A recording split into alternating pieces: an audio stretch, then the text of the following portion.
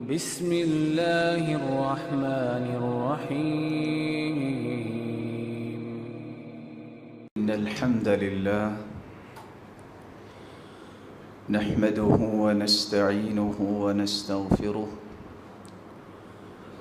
ونعوذ بالله من شرور أنفسنا وسيئات أعمالنا. من يهده الله فلا مضل له ومن يضلل فلا هادي له،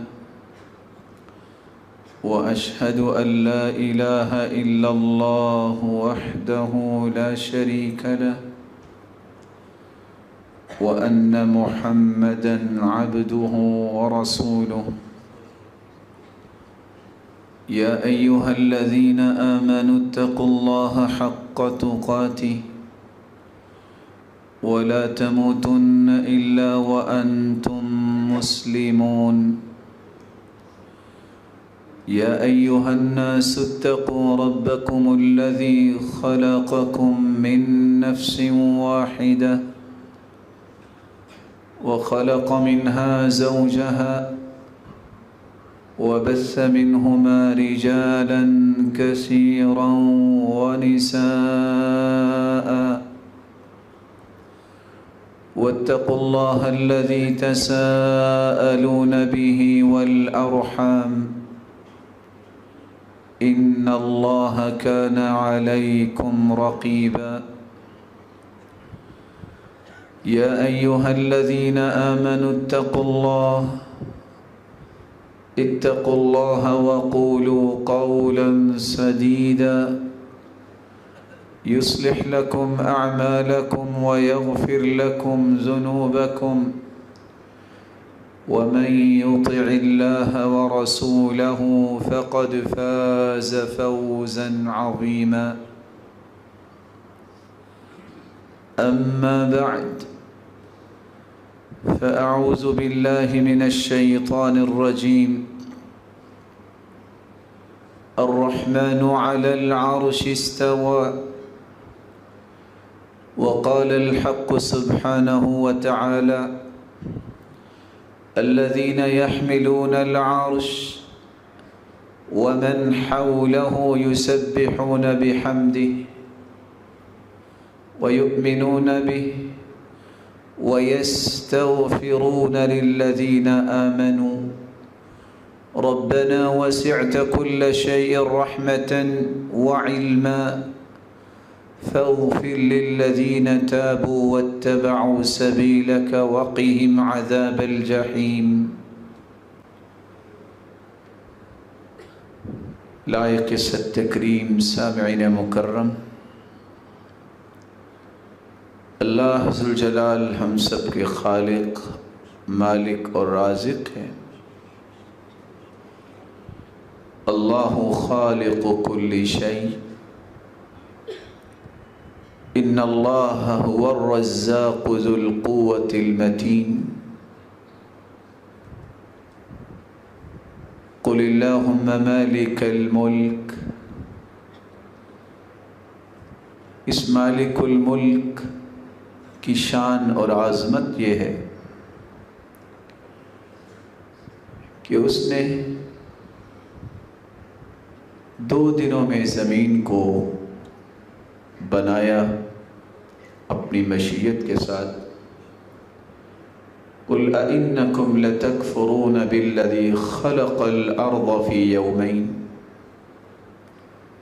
وَتَجْعَلُونَ لَهُ أَنْدَادًا ذَلِكَ رَبُّ الْعَالَمِينَ۔ 2 دن نے زمین کو بنایا، وَجَعَلَ فِيهَا رَوَاسِيَ مِنْ فَوْقِهَا وَبَارَكَ فِيهَا وَقَدَّرَ فِيهَا أَقْوَاتَهَا فِي 4 أَيَّامٍ۔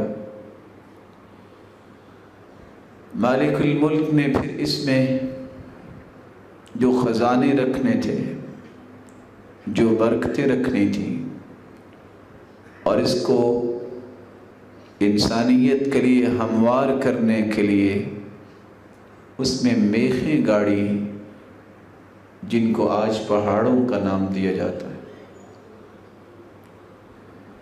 ایک دوسری جگہ اللہ ذو الجلال فرماتے ہیں أَأَنْتُمْ أَشَدُّ خَلْقًا أَمِ السَّمَاءُ بَنَاهَا رَفَعَ سَمْكَهَا فَسَوَّاهَا وَأَغْطَشَ لَيْلَهَا وَأَخْرَجَ ضُحَاهَا وَالْأَرْضَ بَعْدَ ذَلِكَ دَحَاهَا 4 دنوں میں یہ زمین کے معاملات سے اللہ ذو الجلال جب ان کو مکمل کیا ثم استوى إلى السماء وهي دخان وقال لها وللأرض ائتيا طوعا أو كرها قالتا أتينا طائعين فقضاهن 7 سماوات في يومين 2 دنوں میں اللہ ذو الجلال نے آسمانوں کو بنایا 7 آسمان اور 7 زمینیں بنائیں والارض بعد ذلك دحاها پھر اللہ ذو الجلال نے اس زمین کو برابر کر کے اس قابل بنایا کہ یہاں کوئی بس سکے مالک الملک کن کہہ کے بھی سب کچھ بنا سکتے ہیں لیکن مالک الملک نے تخلیق کے ان مدارج کا تذکرہ کیا ہے جنت و جہنم بھی بنائی اور سب سے پہلا انسان آدم علیہ السلام کو پوری کائنات سے اپنی مبارک مٹھی میں مٹی لی اور آدم علیہ السلام کو بنایا رسول اللہ صلی اللہ علیہ وسلم کا فرمان ہے لما خلق اللہ الخلق قبض من جمیع الارض اللہ ذو الجلال جب بنانے لگے انسانیت کی تخلیق کرنے لگے تو پوری زمین سے اپنی مبارک مٹھی میں مٹی لی اور مٹیوں کا 3 رنگ تھا خلق آدم من 3 تربات آدم علیہ السلام کو 3 قسم کی مٹیوں سے پیدا کیا گیا سودا کالی مٹی سے بیضاء سفید مٹی سے حمراء سرخ مٹی سے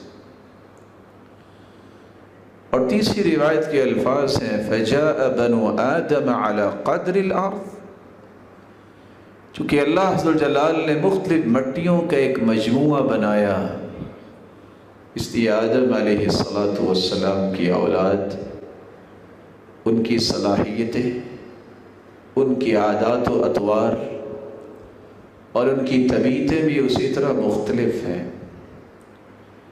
منہم الخبیث والطیب آدم کی اولاد میں کچھ پاکیزہ رہنا پسند کرتے ہیں کچھ خباثت کو پسند کرتے ہیں منہم السہل والحزن کچھ لوگ ہر وقت حشاش بشاش رہتے ہیں اور کچھ لوگ سب کچھ ہونے کے باوجود بھی غم میں ڈوبے رہتے ہیں منہم الاحمر والابیض والاسود وبین ذلك کسی کا رنگ صرف سفید ہے کسی کا رنگ سیاہ ہے اور کسی کا سرخ ہے اور کسی کو اللہ نے مختلف رنگوں کو ملا کے بنایا ہے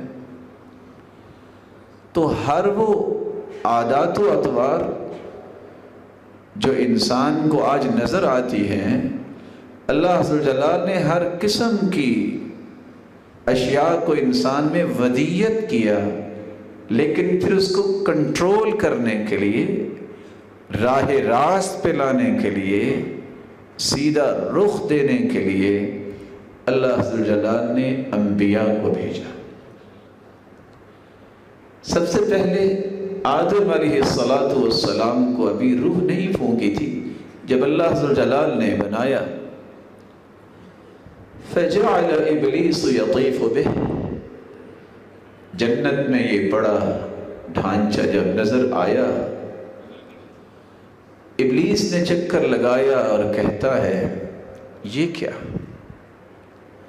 فلما رآہ اجوف، صحیح مسلم کی روایت ہے، جب دیکھا کہ ایک ایسی چیز بنائی جا رہی ہے جس کا پیٹ بھی ہے، تو کہنے لگا انہ خلق خلقا لا يتمالک، جب تک انسان کے ساتھ پیٹ رہے گا یہ اپنے آپ پہ کنٹرول نہیں کر پائے گا۔ اور حاکم کی روایت کے الفاظ ہیں ظفرت بہ، شیطان کہہ اٹھا میں کامیاب ہو گیا۔ اللہ کا حکم تھا، مشیت تھی، آدم علیہ السلام کو اللہ نے دنیا میں اتار لیا، حوا علیہ السلام کو بھی دنیا میں اتار دیا، اور کچھ رول اینڈ ریگولیشنز دیے کہ اب اس جنت میں واپس آنے کے لیے آپ کی اولاد کو یہ اور یہ کام کرنے ہوں گے اور ان کاموں سے بچنا ہوگا۔ اور ایک خوبصورت قصہ جو قرآن نے بیان کیا ہے، جو مختلف اسباق سے لبریز ہے، کہ جس طرح شیطان نے آپ کو ورغلایا یہ کہہ کر هل ادلک علی شجرۃ الخلد وملک لا یبلی، کہ آپ سمجھتے ہیں کہ ہمیشہ ہمیشہ یہاں رہیں، ایسی بادشاہی میں رہیں جو کبھی زائل نہ ہو، تو پھر اس درخت کا پھل کھا لو۔ یہ دھوکہ تھا شیطان کا، جس دھوکے میں آ کے یہ بھول ہوئی سیدنا آدم علیہ السلام سے، نتیجتاً اس پھل کو کھانے سے جس کے بارے میں اللہ نے منع کر دیا تھا کہ اس کا پھل نہیں کھانا، اس کے قریب نہیں جانا، تو اللہ ذوالجلال نے زمین میں اتار دیا۔ مخلوق کو یہ بنیادی طور پر ہی سبق دے دیا کہ جس چیز سے منع کر دیا ہے اس کے قریب نہیں جانا، اور اگر منع کردہ چیزوں سے آپ باز رہیں گے تو پھر ٹھکانہ جنت ہی ہے، پھر اس میں آپ کو پریشان نہیں ہونا چاہیے۔ اللہ عز و جلال نے انسانیت کے 4 گھر بنائے ہیں، ہر گھر دوسرے سے بڑا ہے۔ ایک وہ گھر ہے جس کو ماں کا پیٹ کہتے ہیں، جس میں صرف 9 مہینے اس سے رہنا ہوتا ہے۔ ایک وہ گھر ہے جو اس سے بھی بڑا ہے، جس کو دنیا کہتے ہیں، اعمار امتی ما بین 60 الی 70، جس میں امت کی عمر کی ریشو 60 سے 70 سال ہے۔ کچھ لوگ زیادہ بھی زندگی گزارتے ہیں، لیکن پوری امت کی ریشو یہ ہے 60 سے 70 سال سے زیادہ نہیں ہے۔ پہلے گھر میں انسان کو ہوش نہیں ہوتی، دوسرا گھر یہ امتحان کا گھر ہے، ایک تیسرا گھر اس سے بھی بڑا ہے جس کو قبر اور برزخ کہتے ہیں۔ کتنے ہزار سال ہیں یہ میرے رب کے علم میں ہے، ہمارے علم میں نہیں ہے۔ یہ تیسرا گھر دوسرے گھر کی کارگزاری کا پہلا نتیجہ اور پہلا سٹیپ ہے، اما روضۃ من ریاض الجنہ او حفرۃ من حفر النار، یا یہ جنت کا باغیچہ ہے یا جہنم کا ایک گڑھا ہے۔ اللہ ہم سب کو محفوظ رکھے۔ ایک چوتھا گھر ہے جو اصلی گھر ہے، جو قیامت کے بعد ہوگا، اما جنہ او نار، یا جنت یا جہنم۔ اور یہ اس کی مدت کتنی ہے؟ جس طرح پہلے گھر کی مدت 9 ماہ ہے، دوسرے کی مدت 60 سے 70 سال ہے، تیسرے کی مدت ہزاروں سال ہے، اللہ ہی جانتا ہے، لیکن آخر قیامت آئے گی۔ قیامت کے بعد جو گھر ملنے والا ہے وہ ہمیشہ ہمیشہ کے لیے ہے، ابد الآباد ہے۔ اس کے بارے میں میری اور آپ کی سوچ وہاں تک پرواز ہی نہیں کر سکتی، جب وہ ختم ہی نہیں ہونے والا۔ اللہ کے رسول نے فرمایا تھا اگر قیامت کے دن کسی کو موت آتی تو اللہ ایک جانور کی شکل میں موت کو لا کے جنت اور جہنم کے درمیان ذبح کروا دیں گے، اگر کسی کو خوشی سے موت اس دن آتی تو جنتیوں کو موت آتی کہ آج موت ذبح ہوگی ہے اور آج کے بعد ہمیں کبھی موت نہیں آئے گی، اور اگر کسی کو غم سے موت آتی تو جہنمیوں کو موت آتی کہ آج موت ذبح ہوگی ہے تو موت تو آنی نہیں، ہمیں ہمیشہ جہنم میں رہنا پڑے گا، لیکن موت جو ہے وہ ذبح ہو چکی ہوگی۔ اس کی تفصیلات انشاءاللہ ان 4 گھروں کی کسی جمعے میں بیان کریں گے۔ میں آج جس موضوع پہ بات کرنا چاہتا ہوں، یہ جو آخری گھر ہے یہ میرے رب نے اپنے ہاتھوں سے بنایا ہے۔ خلق اللہ جنت عدن بیدی، میرے مالک نے اپنے ہاتھوں سے، مبارک ہاتھوں سے بنایا ہے۔ اس گھر کے اور قبر کے درمیان ایک مشکل ترین گھڑی ہے جس کو قیامت کہتے ہیں۔ اس مشکل ترین گھڑی کی بابت رسول اللہ صلی اللہ علیہ وسلم نے فرمایا ستحشرون یوم القیامت حفاتا عراتا غرلا بہما، دنیا میں اگر تم 2 لاکھ کی جوتی پہنتے ہو، قیامت کو ہر شخص پاؤں سے ننگا ہوگا۔ دنیا میں مہنگے مہنگے برانڈ استعمال کرتے ہو لباس کے، قیامت کو ہر انسان کے اوپر کوئی کپڑا نہیں ہوگا، بغیر لباس کے ہوگا۔ 10 پہلو اختیار کرتے ہو اپنے بالوں کی آلائش و پلائش پہ، لیکن قیامت کے دن یہ بکھرے ہوئے بال ہوں گے۔ جس طرح انسان پیدا ہوتا ہے اسی طرح بغیر ختنے کے ہوگا، اور حالت یہ ہوگی کہ لوگ اس طرح گرے پڑے ہوں گے کالفراش المبثوث، جیسے پتنگے گرے ہوتے ہیں۔ آج 1 گھنٹہ باہر دھوپ میں کھڑے ہو کے دیکھیے کہ انسان جھلس جاتا ہے۔ وہ دن جو 50,000 سال کا دن ہوگا،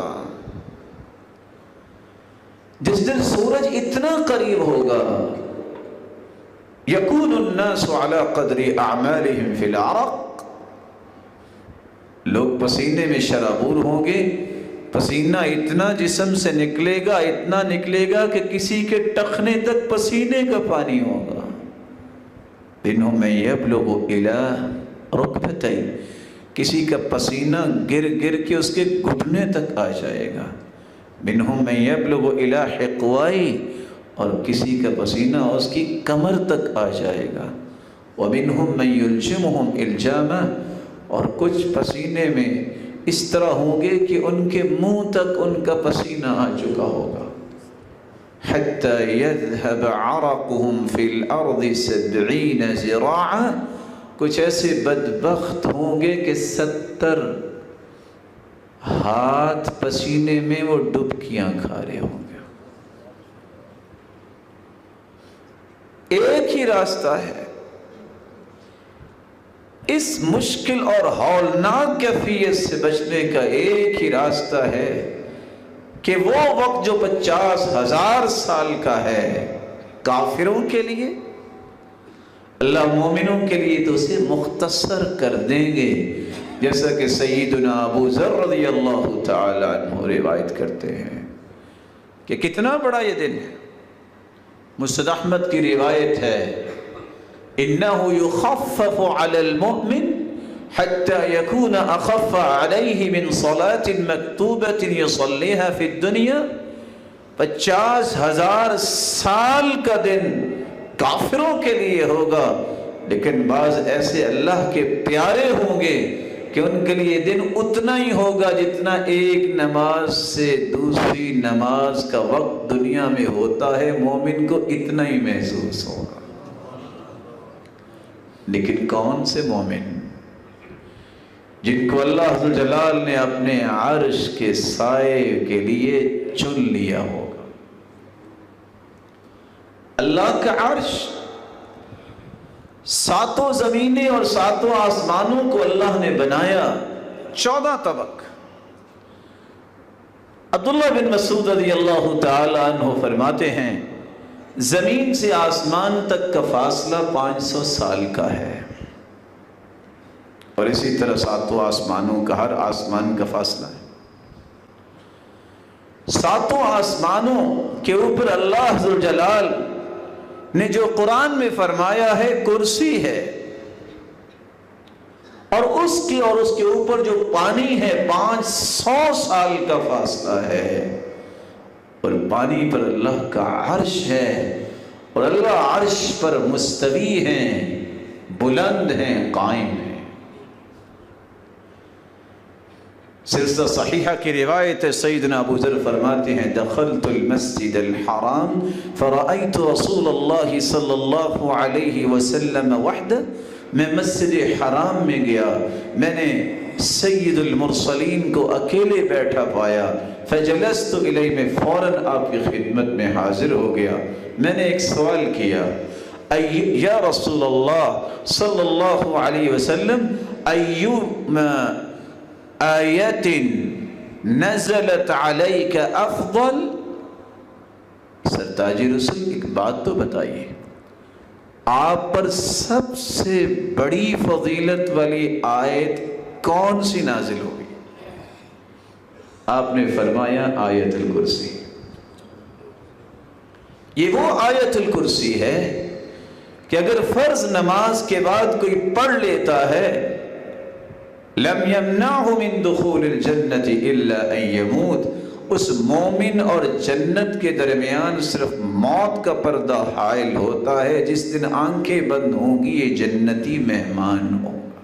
پھر آپ نے فرمایا السماوات السبع، ساتوں آسمان، ان کی حیثیت کرسی کے مقابلے میں یہ ہے، کیونکہ آسمانوں کے اوپر کرسی. فی الکرسی کحلقۃ ملقاۃ بارض فلاح، ایک چھوٹی سی انگوٹھی کو ایک کھلے میدان میں رکھا جائے تو انگوٹھی نظر آئے گی.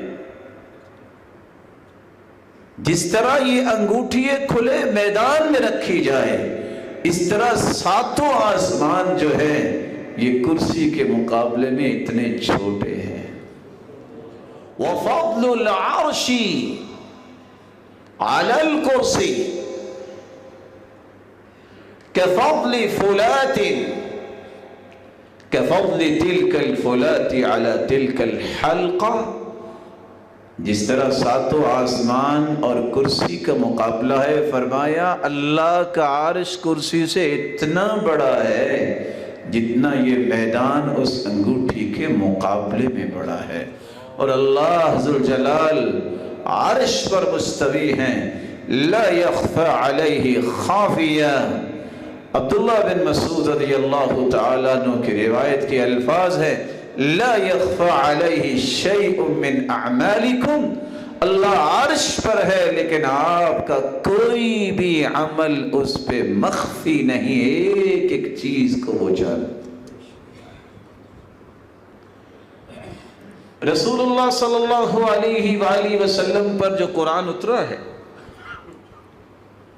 جب سے امت نے منہ پھیرا ہے اس قرآن سے، ذلت اور رسوائی اس کا سبب بنا ہے، جس کو اللہ کا ہی پتہ نہیں. اللہ ذوالجلال نے ایک نہیں 7 مرتبہ قرآن میں اس کا تذکرہ کیا ہے. الرحمن علی العرش استوى، اللہ عرش پر مستوی ہیں، بلند ہیں، قائم ہیں. ثم استوى علی العرش، ایک نہیں 7 مرتبہ اس کا تذکرہ ہے، اور قرآن مجید میں 21 مرتبہ لفظ عرش استعمال ہوا ہے. اور قرآن یہ بھی کہتا ہے الیہ یصعد الکلم الطیب والعمل الصالح یرفعہ. پاکیزہ چیزیں آسمان کی طرف چڑھتی ہیں، اللہ کے پاس جاتی ہیں. اچھے بول اور اچھے کلمات بھی اللہ کے پاس فرشتے لے کے جاتے ہیں. تعرج الملائکۃ والروح، فرشتے اور جبریل امین زمین پہ اترتے بھی ہیں تو واپس اللہ کے پاس جاتے ہیں. لیکن تعجب اس بات کا ہے جس شخص کو اللہ کی معرفت نہیں، وہ اللہ کے احکامات کی معرفت کیا حاصل کر سکتا. کسی نے یہی کہہ دیا کہ اللہ ذوالجلال نعوذ باللہ من ذالک کسی نے ماننے سے انکار کر دیا، جیسے ملحدین آج یہ کہتے ہیں۔ قرآن نے ان کو دہریے کہا ہے، وَمَا يُهْلِكُنَا إِلَّا الدَّهْرُ، کہتے ہیں بس دنیا کا ایک نظام ہے، ایک مرتا ہے تو وہ روح کسی اور میں چلی جاتی ہے۔ یہ دہریوں کا دین ہے جس کو اللہ ذوالجلال اور اللہ کے پیارے محبوب نے پیش نہیں کیا۔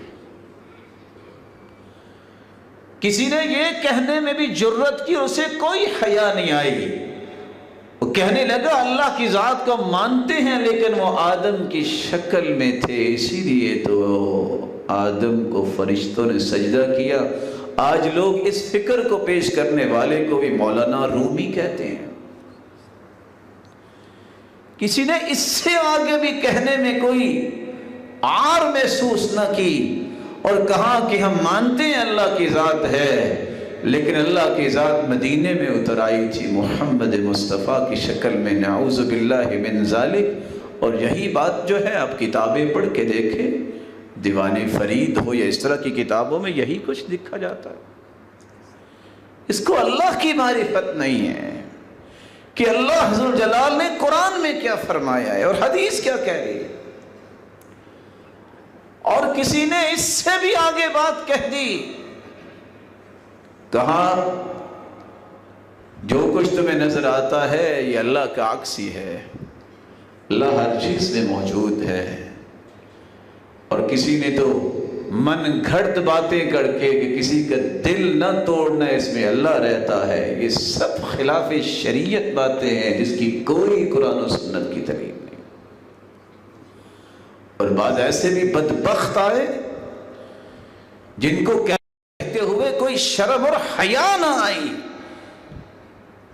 اور کہہ گئے وَمَا الْكَلْبُ وَالْخِنْزِيرُ إِلَّا إِلَٰهُنَا، کہ یہ کتا بھی ہمارا رب ہے۔ ظالموں نے کہہ دیا، اور خنزیر بھی، کیونکہ اس میں بھی ہمیں انوار الہی نظر آتی۔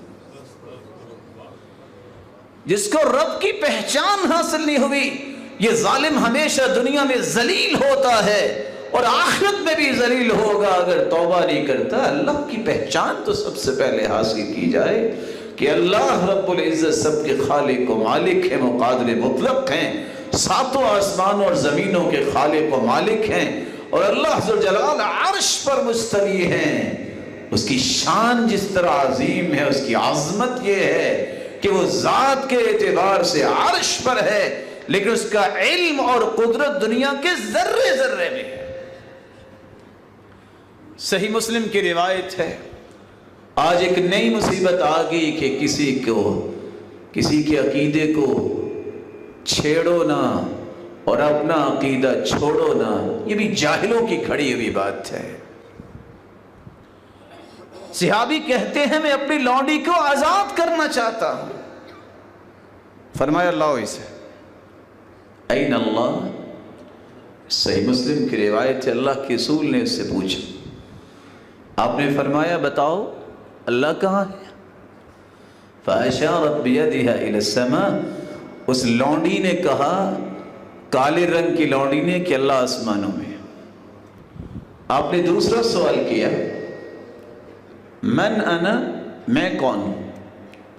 وہ کہنے لگی انت رسول اللہ، آپ اللہ کے رسول ہیں۔ دو سوال اور دو جواب۔ اللہ کہاں ہے؟ کیا اس کو پتا ہے اس کا مالک کہاں ہے؟ کیا اس کو پتا ہے کہ قیامت تک کے لیے پیغمبر اور ہادی اور مرشد اور آئیڈیل اور رول ماڈل کون ہے؟ دونوں جواب صحیح دیے۔ آپ نے فرمایا اعتقها فإنها مؤمنہ، جاؤ اسے آزاد کر دو، یہ مومنہ ہے۔ پتہ یہ چلا صحیح مسلم کی روایت سے، مومن وہ ہوتا ہے جو اللہ کو ذات کے اعتبار سے آسمانوں میں مانتا۔ اس لیے تو امام ابو حنیفہ رحمۃ اللہ علیہ کہا کرتے تھے، من لم يقر ان اللہ علی العرش فقد کفر، جو اقرار نہیں کرتا کہ اللہ عرش پر ہے اس نے تو کفر کیا ہے۔ لأن اللہ سبحانہ وتعالی یقول الرحمن علی العرش استوى وعرشہ فوق 7 سماوات، کیونکہ اللہ نے قرآن میں کہا ہے کہ رحمان عرش پر مستوی ہوا اور عرش 7 آسمانوں کے اوپر ہے۔ اور دوسرا قول بھی امام ابو حنیفہ کا ہے، من انکر ان اللہ فی السماء فقد کفر، جس نے انکار کر دیا کہ اللہ آسمانوں میں نہیں ہے اس نے تو کفر کیا۔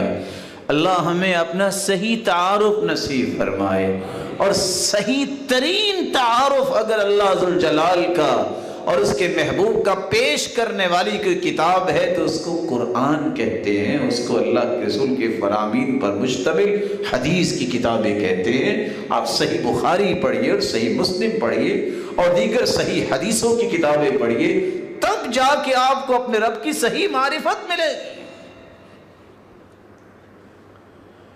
ایسے بدبخت بھی آئے جب کسی سے کہا گیا کہ اللہ سبحانہ و تعالیٰ تو بلند ہے، آسمانوں پر ہے، تم کہتے نہیں ہو سبحان ربی الاعلی، لیکن جن کی قسمت جو ہے وہ بد ہو جائے، اللہ نے فیصلے کر دیے ہوں، وہ ظالم کہتا ہے پھر کیا ہوا، میں سبحان ربی الاعلی نہیں کہوں گا، میں کہہ دوں گا سبحان ربی الاسفل، میں نچلے رب کو کی پاکی بیان کرتا ہوں، والعیاذ باللہ، استغفر اللہ ربی من کل ذنب واتوب الیہ۔ آج دنیا کے اندر یہی سب سے بڑا مسئلہ ہے کہ حقائق کی دنیا میں کوئی قدم رکھنا پسند نہیں کرتا۔ اس عرش کے بارے میں اللہ کے رسول نے 10 ایسی ہستیوں کا تذکرہ کیا ہے جو دنیا کے کٹھن زندگی گزارنے کے بعد قبر سے ہوتے ہوئے جب قیامت کی ہولناکیوں میں قدم رکھے گا تو میرا مالک ان 10 سے 11 لوگوں کو اپنی محبت سے محروم نہیں کرے گا۔ وہ کون سے خوش نصیب ہیں؟ سبعۃ یظلھم اللہ فی ظلہ یوم لا ظل الا ظلہ۔ ایک حدیث میں 7 لوگوں کا تذکرہ ہے جن کو اللہ اپنے عرش کا سایہ نصیب فرمائیں گے۔ الامام العادل، عدل کرنے والا بادشاہ، والشاب نشأ فی عبادت اللہ عز وجل، ایسا نوجوان جو اپنی زندگی کو اللہ کی عبادت میں جوانی کو گزارتا ہے۔ وَرَجُلٌ قَلْبُهُ مُعَلَّقٌ بِالْمَسَاجِدِ، جس انسان کا دل مسجد سے لگا ہوا ہے، مسجد سے محبت کرتا ہے۔ وَرَجُلَانِ تَحَابَا فِي اللَّهِ اجْتَمَعَ عَلَيْهِ وَتَفَرَّقَ عَلَيْهِ، چوتھا وہ خوش نصیب جس کی محبت کسی انسان سے ہے تو اللہ کی رضا کے لیے ہے۔ وَرَجُلٌ دعته امرأة ذات منصب وجمال فقال انی اخاف اللہ۔ پانچواں وہ خوش نصیب جس کو اس عرش کا سایہ ملے گا، جس کو کوئی عورت برائی کی دعوت دے تو وہ کہے میں تو اللہ سے ڈرتا ہوں۔ ورجل تصدق بصدقة فأخفاها حتى لا تعلم شماله ما تنفق يمينه، اور چھٹا وہ انسان جس کو عرش کا سایہ ملے گا جو دائیں ہاتھ سے صدقہ کرتا ہے رب کی رضا کے لیے، لیکن ریاکاری اور شہرت نہیں چاہتا، اور اس کے بائیں ہاتھ کو بھی پتہ ہی نہیں چلتا۔ اور 7واں خوش نصیب وَرَجُلٌ ذَكَرَ اللَّهَ خَالِيًا فَفَاضَتْ عَيْنَاهُ، جو اکیلا بیٹھ کے اللہ کی یاد میں آنسو بہا لیتا ہے۔ یہ اس قدر قیمتی آنسو ہے کہ اللہ اسے اپنے عرش کا سایہ نصیب فرمائیں گے۔ اور 8واں خوش نصیب وہ انسان ہے من محى عن غریمی او عفا عنہ اظلہ اللہ یوم القیامہ فی ظل عرشی، جو شخص کسی کا قرض دور کر دیتا ہے یا کسی کا قرض معاف کر دیتا ہے، اللہ اس سے بھی اپنے عرش کا سایہ نصیب فرمائیں گے۔ 9واں وہ خوش نصیب ہے من انظر معسرا او وضع له، جو کسی تنگ دست کو مال دے کر پھر مہلت دیتا ہے یا اس سے یہ تنگ دستی ہی دور کر دیتا ہے۔ اضلہ اللہ یوم القیامہ، اللہ قیامت کے دن اسے اپنا عرش کا سایہ نصیب فرمائیں گے۔ اور 10واں وہ انسان ہے من اضل رأس غاز اضلہ اللہ یوم القیامہ، جو ایک شخص غازی کو سایہ مہیا کرتا ہے، مجاہد کے لیے سائے کا بندوبست کرتا ہے، اللہ ذوالجلال قیامت کے دن اس انسان کو بھی عرش کا سایہ نصیب فرمائیں گے۔ 11واں وہ خوش نصیب ہے رجل یجاہد بنفسہ ومالہ، جو اللہ کی راہ میں اپنے مال سے اور اپنی جان سے جہاد کرتا ہے پھر شہید ہو جاتا ہے، فذلک الشہید الممتحن فی خیمۃ اللہ تحت عرش، فی خیمۃ تحت العرش، یہ اللہ کے عرش کے نیچے یہ شہید ایک خیمے میں ہوگا۔ اور بارہواں وہ خوش نصیب ہے، ظل المؤمن یوم القیامت صدقتہ، جو صدقہ کرنے والا ہے، اللہ ذوالجلال کا یہ پیارا بندہ قبر سے نکلے گا، دھوپ اس کو نہیں لگے گی، اس کا صدقہ ہی اس کا سایہ بن جائے گا، اور اسی طرح اسی چھتری اور امبریلا کے نیچے اللہ کے عرش میں پہنچنے والا ہے۔ آئیے ان ہستیوں کے بارے میں کچھ تفصیلات سنیے۔ عادل بادشاہ، جوانی خوبصورت عبادت میں گزارنے والا، مسجدوں سے محبت کرنے والا، اللہ کے لیے کسی سے محبت اور تعلق استوار کرنے والا، برائی کی دعوت ملنے پر اللہ کے خوف کو پیش کرنے والا اور دور رہنے والا، اور صدقہ خفیہ کرنے والا اور شہرت اور ریاکاری سے بچنے والا، اور ساتواں اکیلا بیٹھ کے اللہ کے سامنے رونے والا، اور آٹھواں جو لوگوں کا قرض اتار دے یا دے کر معاف کر دے، اور نوواں تنگ دست کی تنگ دستی کو دور کرنے والا یا مہلت دینے والا، اور دسواں جو غازی کے لیے سائے کا بندوبست کرتا ہے، اور 11واں جو اللہ کی راہ میں شہید ہوتا ہے، اور 12واں شخص جو صدقہ کرنے والا ہے۔ الامام العادل، عدل و انصاف کرنے والا بادشاہ اللہ کے عرش کے سائے میں ہوگا۔ عدل یہ وہ منہج ہے جو ہر مسلمان کا منہج ہونا چاہیے۔ 3 باتوں میں عدل، جب بھی بات کرو عدل کی کرو، وَإِذَا قُلْتُمْ فَعْدِلُوا، جب بھی فیصلہ کرو عدل کا، وَإِذَا حَكَمْتُمْ بَيْنَ النَّاسِ أَن تَحْكُمُوا بِالْعَدْلِ، جب بھی کسی سے نفرت بھی کرو محبت بھی کرو تو عدل کی بنیاد پہ، وَلَا يَجْرِمَنَّكُمْ شَنَآنُ قَوْمٍ عَلَىٰ أَلَّا تَعْدِلُوا، کسی قوم کی مخالفت کی وجہ سے عدل نہ چھوڑو۔ یہ وہ منہج ہے جو قرآن نے دیا ہے، جس قوم کا یہ منہج بن جائے وہ قوم کبھی ذلیل و رسوا نہیں ہوتی۔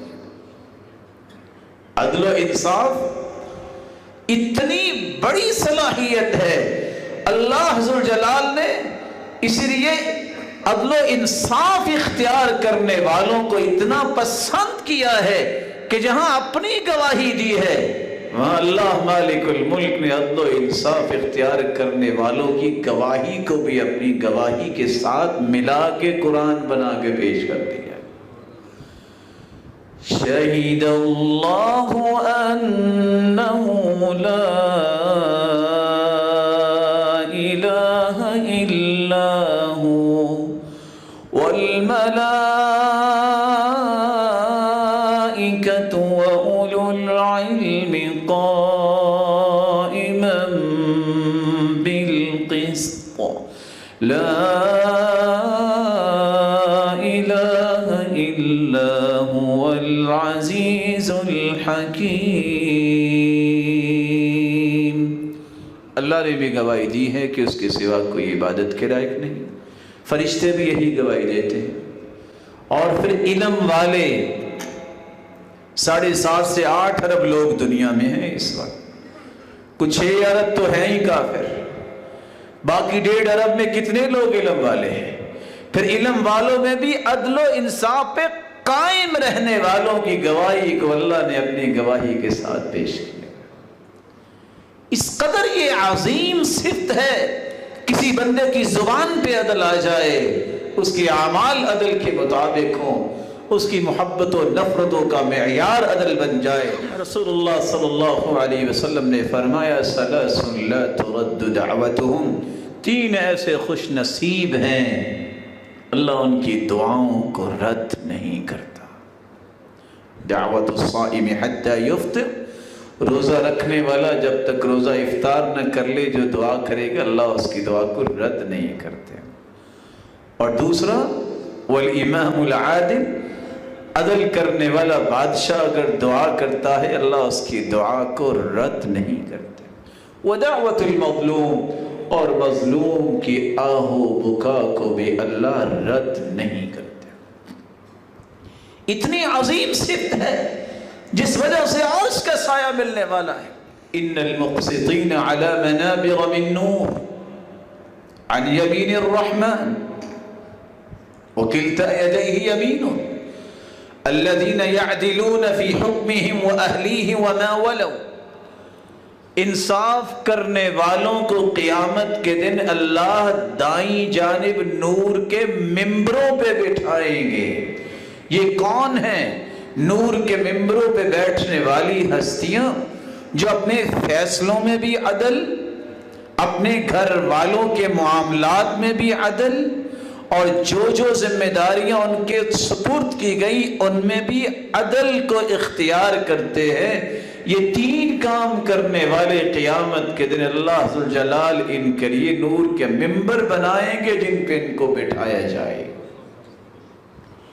رسول اللہ صلی اللہ علیہ وسلم نے فرمایا تھا یہی لوگ ہی کامیاب اور کامران ہونے والے ہیں. ثلاث منجیات، تین چیزیں نجات دینے والی ہیں. خشیت اللہ فی السر والعلانیہ والعدل فی الغضب والرضا. ایک اللہ کا خوف خلوت میں بھی اور جلوت میں بھی، اور دوسرا عدل و انصاف.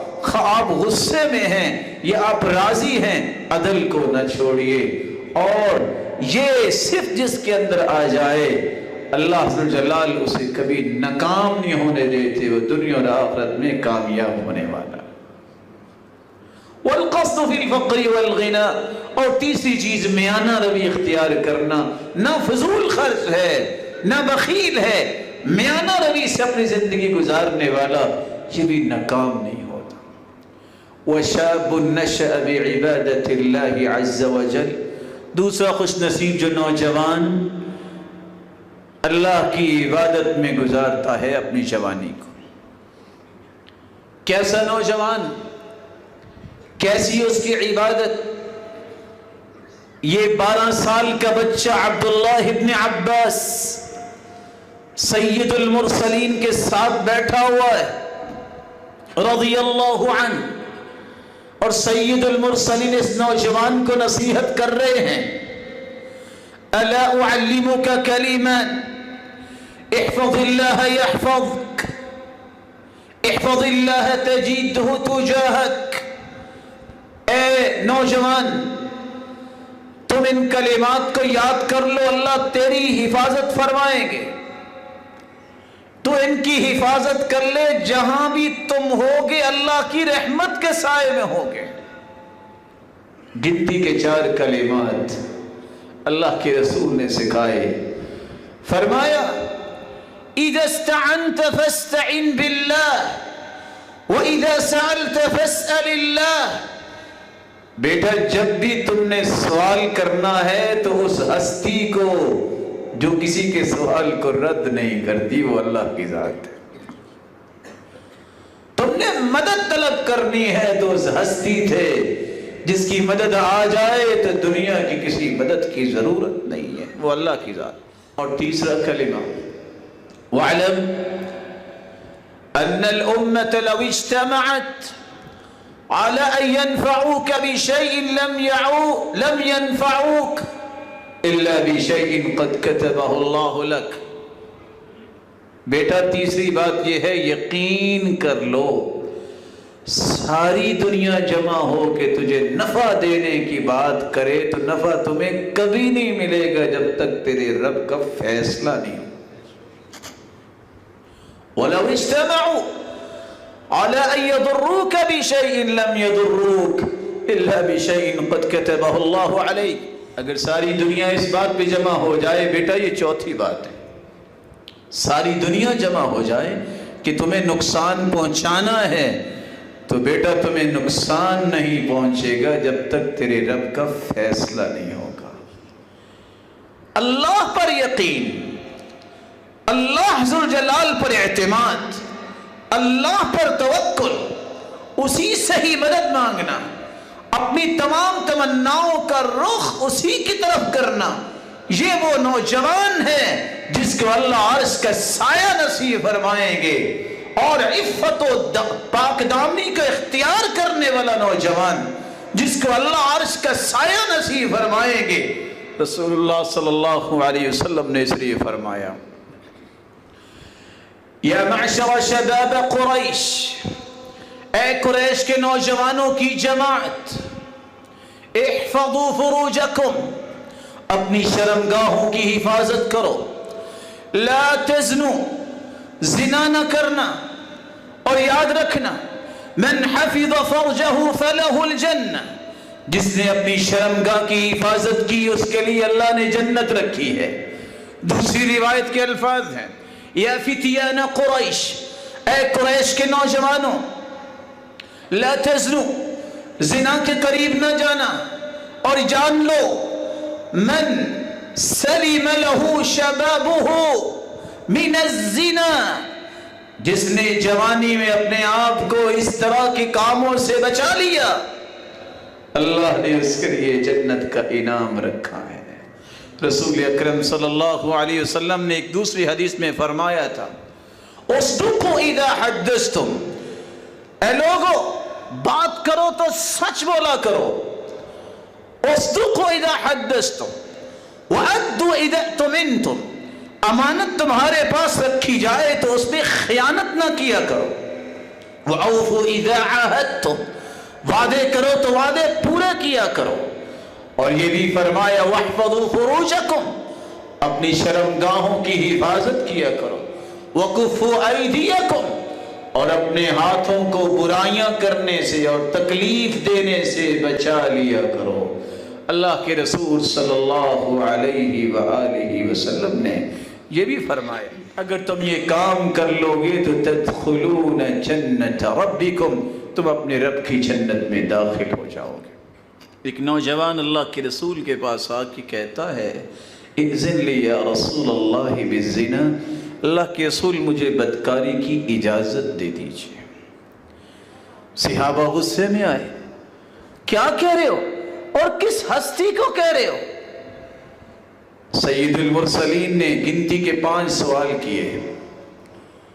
نباز انسان آج بھی نبض دیکھ کے برائی بیماری کو ڈائیگنوز کر لیتا ہے۔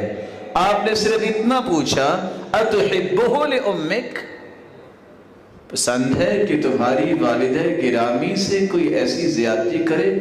قال لا واللہ یا رسول اللہ جعلنی اللہ فداءک، میں آپ پہ قربان ہو جاؤں، اللہ کی قسم میں تو نہیں چاہتا۔ آپ نے فرمایا وَلَلنَّاسُ يُحِبُّونَ لِأُمَّهَاتِهِمْ، لوگوں کی بھی عزتیں ہیں، وہ بھی نہیں پسند کرتے کہ ان کی ماؤں سے زیادتی ہو۔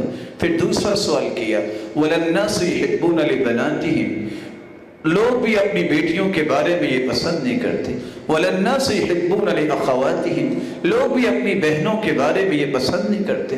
وَلَلنَّاسُ يُحِبُّونَ لِعَمَّاتِهِمْ وَلَلنَّاسُ يُحِبُّونَ لِخَالَاتِهِمْ، لوگ بھی اپنی خالاؤں اور پھپھوں کے بارے میں یہ تصور نہیں کر سکتے۔ پھر آپ نے اس کے کندھے پہ ہاتھ رکھ کے یہ دعا کی تھی، اللہم اغفر ذنبہ، اللہ اس کے گناہوں کو معاف فرما دے، وطہر قلبہ، اور اس کے دل کو اس طرح کے تصورات سے پاکیزہ بنا دے۔ اللہ کے رسول کی یہ دعا، جس کے نتیجے میں کیا ہوا، فلم یلتفت بعد ذلک الی شیء، پھر پوری زندگی اس نے کسی کی طرف آنکھ اٹھا کے نہیں دیکھی۔ رسول اللہ صلی اللہ علیہ وآلہ وسلم نے فرمایا، شاب نشأ بعبادت اللہ، جو اس طرح کی جوانی گزارتا ہے جو اللہ کی عبادت متصور ہو، یہ اللہ کی عرش کے سائے میں ہوگا۔ اور دو لوگ جو آپس میں محبت کرتے ہیں، اللہ کی رضا مقصود ہو۔ آواز آئے گی قیامت کو، این المتحابون فی جلالی اليوم اظلهم فی ظلی یوم لا ظل الا ظلی، کہاں ہیں میرے نام پہ محبت کرنے والے، کہاں ہیں میرے نام پہ ایک دوسرے سے ملاقات کرنے والے، کہاں ہیں میری وجہ سے ایک دوسرے کے ساتھ مل بیٹھنے والے؟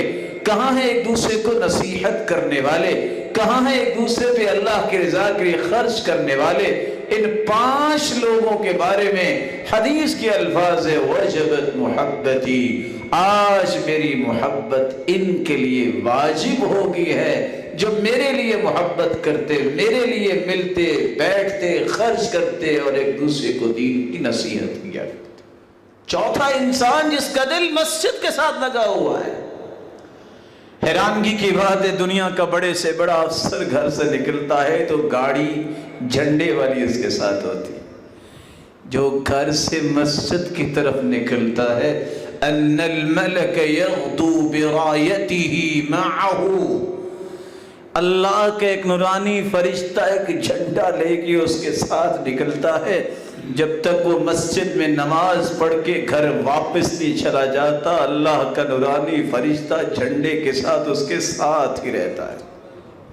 یہ کتنا خوش نصیب انسان ہے کہ گھر سے قدم نکالتا ہے مسجد کی طرف، اٹھنے والا ہر قدم 10 نیکیوں کا باعث بنتا ہے، زمین پر رکھتا ہے 10 نیکیوں کا باعث بنتا ہے۔ جب مسجد میں پہنچتا ہے کوئی سیکھتا اور سکھاتا ہے، گھر واپس آتا ہے، اللہ اسے حج کا ثواب عطا کر دیتے ہیں۔ وَهُوَ بِمَنزِلَةِ الْمُجَاهِدِ فِي سَبِيلِ اللَّهِ، رہتا اپنے ہی گاؤں شہر محلے بستی میں ہے، لیکن اللہ اس کا نام اس لسٹ میں شامل کر دیتے ہیں جو میدان جہاد میں جہاد کرنے والا ہے۔ یہ ساری فضیلت اسے ملتی ہے تو اس کا سبب کیا ہے؟ اس کا دل مسجد کے ساتھ لگا ہوا ہے۔ رسول اللہ صلی اللہ علیہ وسلم نے 5ویں بات بتائی، برائی کی دعوت ملنے پر کہتا ہے نہیں میں اللہ سے ڈرتا ہوں۔ سفیان ابن عیینہ رحمہ اللہ اس لیے فرماتے ہیں اجہل الناس من ترک ما یعلم، دنیا میں سب سے بڑا جاہل دیکھنا ہے تو وہ شخص ہے جس کو پتا ہے لیکن عمل نہیں کرتا۔ وَأَعْلَمُ النَّاسِ مَنْ عَمِلَ مَا يَعْلَمُ، دنیا میں سب سے بڑا عالم دیکھنا ہے تو اسے دیکھ لو جس کو جو پتا ہے اس پہ عمل کرتا ہے۔ وَأَفْضَلُ النَّاسِ أَخْشَعُهُمْ لِلَّهِ، اور کائنات میں سب سے بڑی فضیلت اللہ اس کو عطا کرتے ہیں جو سب سے زیادہ اللہ کا خوف رکھنے والا ہے۔ رسول اللہ صلی اللہ علیہ وآلہ وسلم نے ایک چھٹی بات بھی بیان کی، جو صدقہ خفیہ کرتا ہے اللہ اس کو بھی عرش کا سایہ دے گا۔ یہ صدقہ ایمان کی دلیل بھی ہے، یہ قابل رشک انسان کو بنا دیتا ہے، اس سے انسان کے گناہ معاف ہوتے ہیں۔ اور آپ سن کے پریشان ہوں گے صدقہ کرنے سے 70 شیطانوں کے منہ بند ہو جاتے ہیں، اور صدقہ کرنے سے گناہ اس طرح دھل جاتے ہیں جس طرح پانی ڈال کے آگ ختم کر دی جاتی ہے۔ صدقے سے انسان کو بری موت سے بچایا جاتا ہے، اللہ کا غصہ ٹھنڈا ہو جاتا ہے، انسان کی قبر بھی ٹھنڈی ہو جائے گی، اور حشر کو بھی انسان اپنے صدقے کے سائے میں چل کے اللہ کے عرش کے سائے میں پہنچ جائے گا۔ اور 7واں انسان اللہ ذوالجلال کے خوف سے آنسو بہانے والا، اللہ کی یاد میں وقت گزارنے والا، اللہ کے ذکر کو اپنے دل کے اطمینان سمجھنے والا، اس کو بھی اللہ عرش کا سایہ نصیب فرمائیں گے۔ اللہ ذوالجلال ایسے اعمال کی توفیق دے جس سے اس کے عرش کا سایہ نصیب ہو۔ آخر دعوانا الحمدللہ۔